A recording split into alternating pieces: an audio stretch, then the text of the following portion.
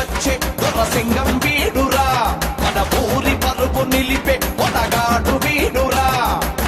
రెడ్డి గారి వంశానికి ఎదురు లేదురా పోతు గడ్డ మీద ఎవ్వరికి బెదురు లేదురా నువ్వు తలదించే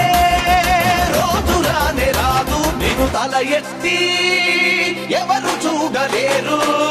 కత్తి పట్టి వస్తే అది అదురుతుంది సీమ వెంటనైన ఎదలో మన మీద